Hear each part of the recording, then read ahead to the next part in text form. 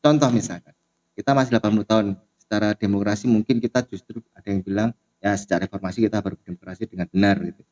Ya ambil aja contoh negara-negara maju yang demokrasinya udah mapan tuh, kayak Prancis, Inggris, atau Amerika, taruh paling top Amerika. Amerika sudah sekian ratus tahun berdemokrasi.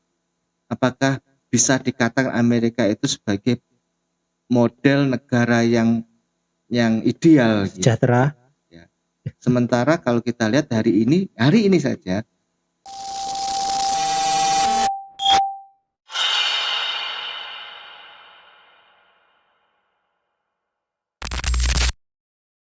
seorang presidennya itu sekelas Donald Trump. Ya.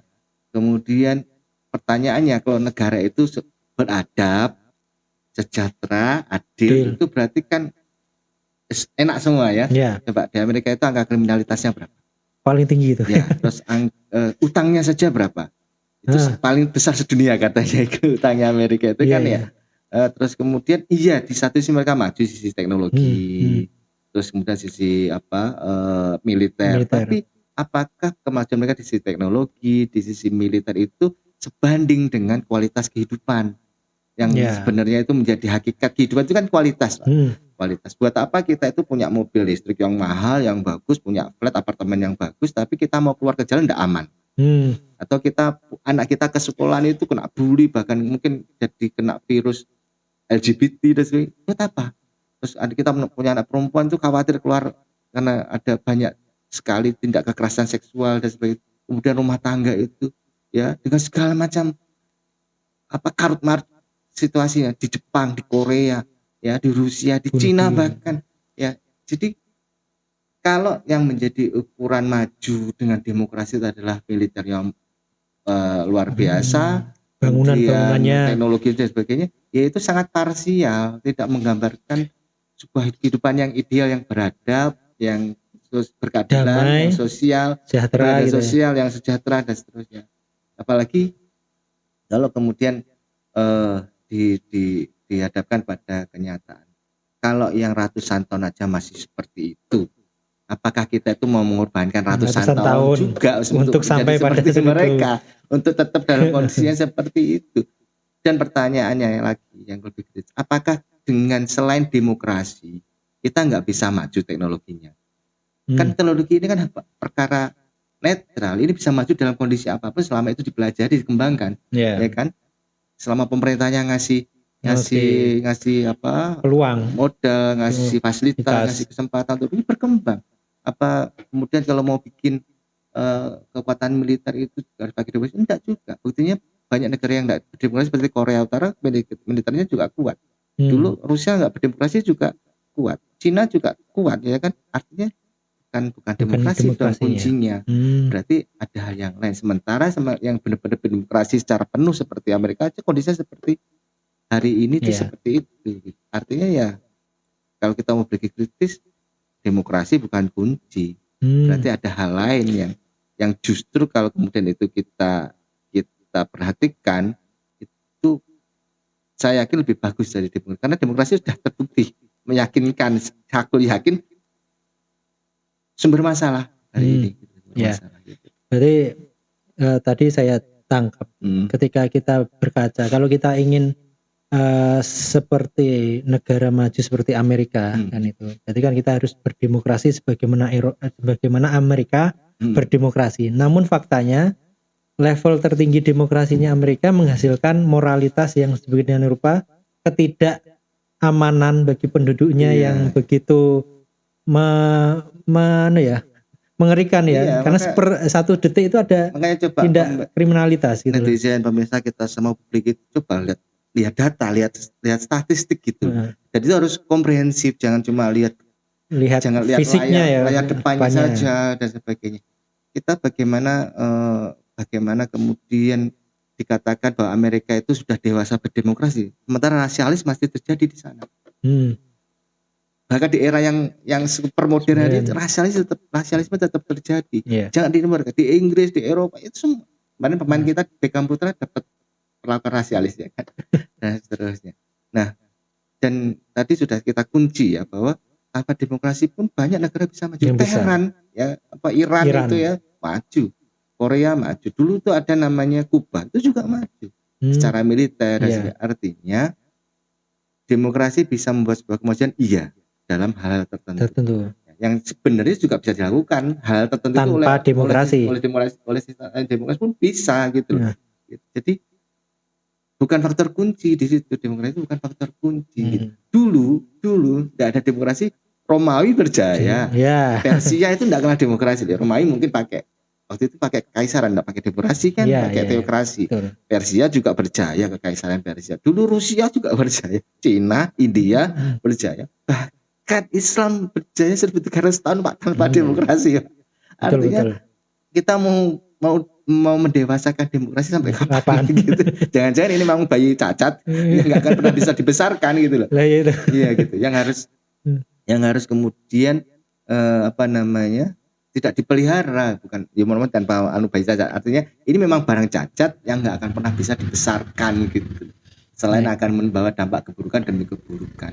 Karena memang kalau memang demokrasi itu jadi sumber masalah kan itu ya, bukan jadi sumber harapan. Kemudian ini Pak, berarti kan terus pakai apa gitu loh. Kalau tadi yang digembar-gemborkan demokrasi, namun faktanya yang induknya demokrasi saja itu penuh dengan masalah, kan nggak mungkin kita ngikut induk yang penuh masalah kan itu ya. Dan terus alternatifnya apa yang harus kita ambil kan gitu ya? Apakah kembali lagi ke tadi perdebatan di awal masa-masa awal kemerdekaan kita antara Islam dan dengan sekuler, nasionalis sekuler.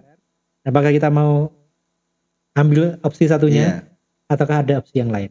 Kalau menurut Pak Amin ya kita ngomong fakta realitas saja lah ya. Kalau kita mau kita kembali cukup objektif melihat data statistik, melihat kenyataan gitu ya. Hari ini di antara sekian ratus negara yang ada gitu ya, baik yang berdemokrasi atau tidak berdemokrasi, kita cek saja mana di antara seluruh negara itu yang kemudian bisa menghasilkan sebuah gambaran ideal kehidupan bernegara. Yang tadi ya, yang bertuhan, yang beradab, yang bersatu, berkeadilan, yang berkeadilan sosial, yang kemudian di situ berjalan solid, kompak gitu ya, tanpa ada segresi, tanpa ada perpecahan dan sebagainya. Itu mana? Dan itu harus menyeluruh loh ya. Tidak cuma maju teknologi atau militernya, tapi mundur moralnya di segi sosial juga. Dan moral. Tidak hanya maju di segi pendidikan, tapi kemudian lemah dari sisi militer. Kan mereka masing-masing punya variabel yang kuat di sini, lemah di sini dan seterusnya. Kita pengen yang kuat semua kan. Nah, lalu kita cek, ada negara komunis. Cek aja negara komunis sejarahnya, Uni Soviet ya, Republik Rakyat Cina ya, Korea Utara, Kuba, Chili, beberapa negara Amerika Latin ya, dan beberapa negara Timur Tengah seperti dulu Irak menerapkan sosialisme ya, Suriah pernah menerapkan sosialisme. Itu coba lihat sejarahnya seperti apa, endingnya seperti apa, kemudian yang berdemokrasi faktanya sampai ini seperti apa, termasuk Indonesia, termasuk misalkan katanya negara yang misalkan makmur kayak Malaysia. Lihat aja secara keseluruhan, kita tuh lihat secara keseluruhan semua indeks, semua poin-poin yang penting yang menunjukkan sebuah hidup yang ideal itu kita lihat semua sampai sejauh mana. Nah, kembali lagi pada yang saya bilang tadi, kita itu hari ini tidak berasal dari ruang hampa. Dulu pernah ada peradaban, ada peradaban kuno, misalkan kayak Cina, India, Indian ya di Amerika Latin itu ya, Aztec dan seterusnya itu, Mesir, Babilonia ya. Tapi juga ada sejarah-sejarah peradaban seperti sejarah peradaban Islam, mulai sejak era Madinah, kemudian Khulafaur Rasyidin, kemudian Muawiyah ya, Umayyah ya, dinasti Umayyah, lalu Abbasiyah, lalu Utsmani yang terbentang 1300 tahun, kemudian mulai dari ujung Afrika sampai ujung Indonesia ya, mulai dari Maroko sampai Merauke gitu kan ya, sampai bahkan ke Spanyol ya, bahkan sampai bagian Eropa seterusnya, itu kita pelajari. Sehingga kemudian kita itu bisa membandingkan yang paling ideal itu yang mana. Hanya kalau pakai rumus sederhana. Kalau sistem sekuler, demokrasi kan subsistem ya, subsistemnya sekuler. Sekuler itu kan punya subsistem politik demokrasi, punya subsistem ekonomi kapitalisme, punya subsistem kehidupan sosial liberalisme dan sebagainya. Itu bersumber dari akal pikiran manusia, dirumuskan oleh manusia, dirumuskan oleh Freemason, dirumuskan oleh Adam Smith, dirumuskan oleh tokoh-tokoh pemikir, filosof-filosof mereka, ya kan, dan dipraktekkan. Hasilnya seperti apa? Sementara Islam, syariat Islam yang komplit tadi, yang diperjuangkan oleh bapak-bapak kita dulu, oleh tokoh-tokoh kita, ulama-ulama, di Gus Cokro Abioso di BPPKI itu ya, Yahya Salim, ya Kiai Haji Zakir Musakir dan sebagainya, itu memiliki juga gitu loh. Dengan bersumber akidah Islam, ya, keimanan kepada Allah Subhanahu wa taala, kemudian Allah ini kemudian apa yang difirmankan itu terkumpul dalam Al-Qur'an, kemudian terbukti atau ada bayanya dalam bentuk hadis-hadis Rasulullah, dipraktekkan sejak zaman Rasulullah hidup, lalu oleh zaman Abu Bakar, Umar bin Khattab, Utsman bin Affan, Ali bin Abi Thalib, kemudian masuk ke masa dinasti Umayyah, masa dinasti Abbasiyah, meskipun ada penyimpangan, tapi mereka tetap bersumber dari Al-Quran dan Sunnah, penyimpangan dan dipraktek ya, tapi kan secara keseluruhan sumbernya masih sama. Cek.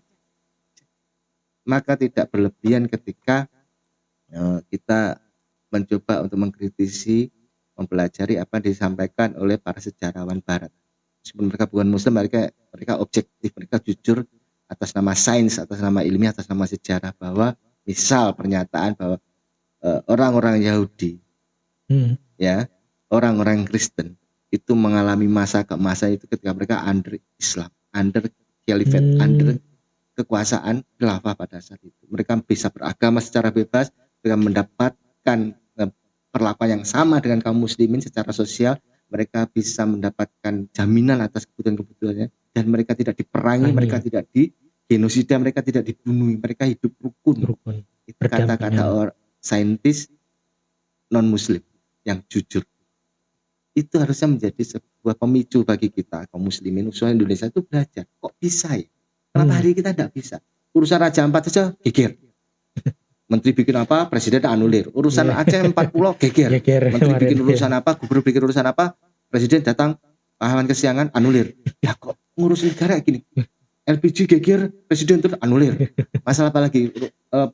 Pagar laut geger, presiden. Ini kita 80 tahun merdeka loh. Ngurus negara kok kayak anak-anak main pasar, itu main pasaran ya. Kita bikin rumah dari tanah, mergo pegel karo kayu gebiar banyu gitu ya.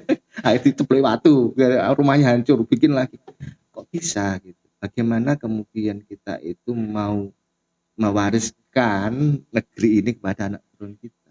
Kalau hari ini kita acak-acakan seperti ini, mau nyontoh siapa? Yang dicontoh itu siapa? Ya memang contoh idealnya seperti misalkan Islam sudah ada, tapi kan itu historisnya ada. Bukti empirisnya ada, dan itu bisa dipelajari, tercatat ya. Dan ya itu tadi yang paling penting, karena ini bersumber dari keimanan dari Allah Subhanahu wa taala yang bikin kita, bikin manusia, bikin bumi, bikin alam semesta ini, dan Allah itu punya aturannya. Kan harusnya rumus logika kita yang paling sederhana. Kalau punya HP, kalau mau bikin HP ini berfungsi optimal, ya lihat manual booknya. Kalau HP saya Vivo, pakai manual booknya Vivo sesuai tipe. Gak mungkin saya pengen memaksimalkan Vivo saya dengan misalkan Oppo. Iya. Nah, karena kita manusia tinggal di bumi, di dunia ini, ciptaan Allah semua, ya pakai aturan Allah. Itu rumus paling sederhana. Tapi itu sangat menantang bagi publik hari ini.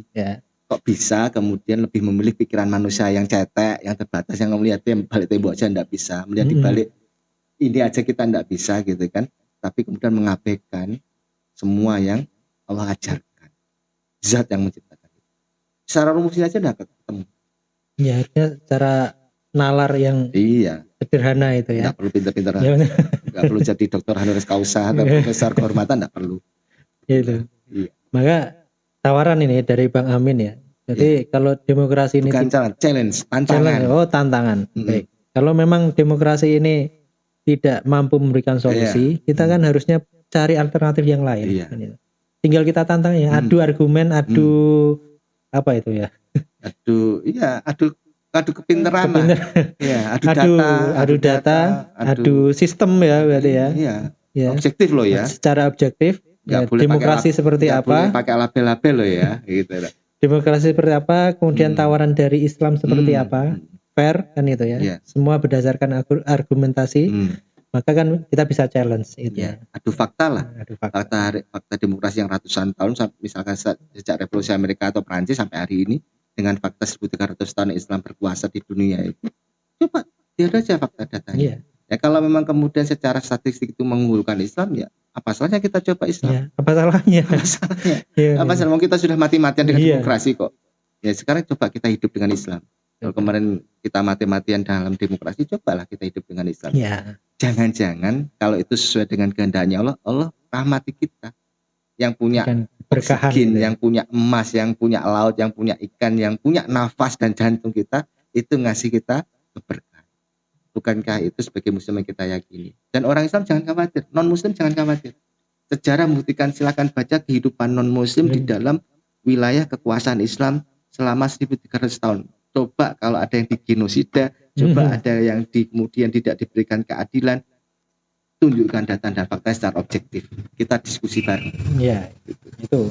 Karena yang dikhawatirkan seperti itu. Iya, hanya prejudis berduganya Hmm. pelabelan Gitu. kosong gitu.